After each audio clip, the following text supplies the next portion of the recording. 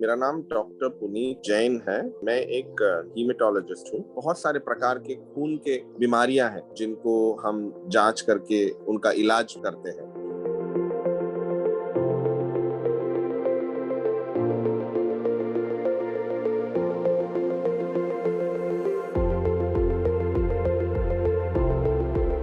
तो लिम्फोमा एक प्रकार का खून का कैंसर है जिसमें वो कैंसर फैल जाता है लिम्फ नोड्स ग्लैंड्स में। यहाँ पर अपने बहुत सारे ग्लैंड्स होते हैं जो एक लिम्फ कैरी करते हैं, लेकिन वो एक यहाँ छोटे छोटे छोटे बहुत अपने हाथ में नहीं आएंगे, टच करेंगे तो अपने को महसूस नहीं होते हैं यूजुअली।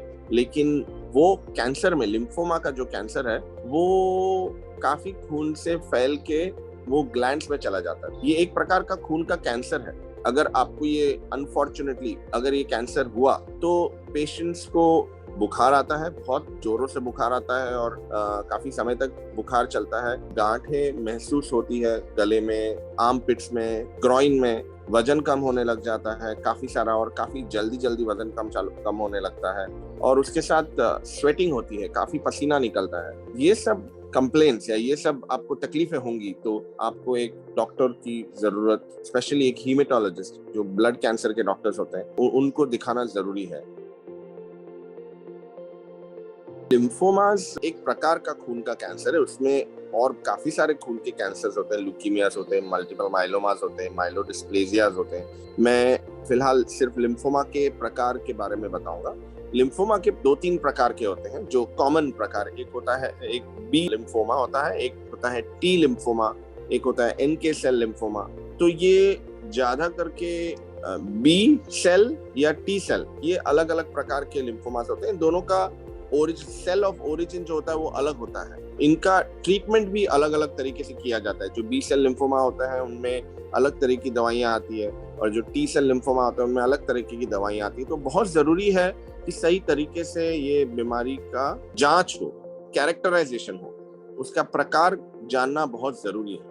एक चीज और बताना चाहूंगा, मैंने आपको लिम्फोमा के बारे में बताया, मैंने आपको B cell lymphoma, T cell lymphoma बताया। ये दोनों एक नॉन हॉजकिंस लिम्फोमा होता है जो एल्डरली पॉपुलेशन में ज्यादा होता है। एक और प्रकार का लिम्फोमा होता है जिसको हम कहते हैं हॉजकिंस लिम्फोमा। हॉजकिंस लिम्फोमा बच्चों में भी होता है, बड़ों में भी होता है। एक्चुअली ये काफी ट्रीटेबल है। जो नॉन हॉजकिंस लिम्फोमा होता है वो बड़े उम्र के लोगों में ज्यादा होता है।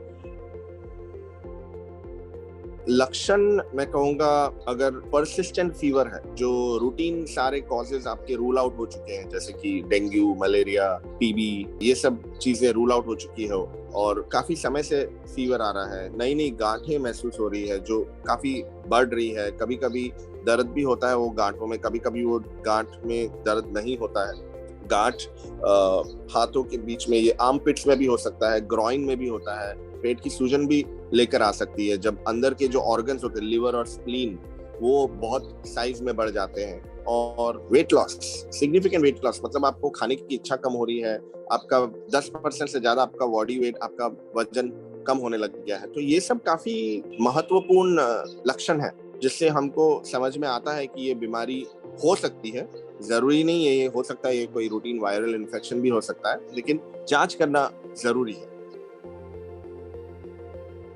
अगर ऐसे कुछ लक्षण आते हैं तो अपने डॉक्टर से मिलना है। जरूरी नहीं कि आप अपने हीमेटोलॉजिस्ट को ही ढूंढिए, पहले अपने जो प्राइमरी फिजिशियन है उनको मिलना है, या आपके जो भी डॉक्टर है, इमीडिएट फैमिली डॉक्टर, उनको ये सब कंप्लेंट्स बताना जरूरी है ताकि अगर कुछ हो तो जल्दी पकड़ में आए, पहली बात। दूसरी बात, अगर आपके परिवार में किसी को कोई कैंसर हो पहले से तो और ज्यादा जरूरी हो जाता है आप रेगुलर स्क्रीनिंग करवाइए, अपनी जांच करवाइए। एक साल में एक बार एक डॉक्टर के पास जाइए। अगर एक पर्टिकुलर एज हो जाती है, जैसे 30-40 इयर्स में, एक regular CBC, plain blood count, उसमें हीमोग्लोबिन ड्रॉप होने लग गया, प्लेटलेट ड्रॉप होने लग गया, या व्हाइट ब्लड सेल कम हो रहा है या ज्यादा हो रहा है, या वेट लॉस हो रहा है, जो भी साइंस ऐसे हैं जो अलार्मिंग हो, जो आपको सिग्निफिकेंट लगे, आपको डॉक्टर के पास जाना जरूरी है।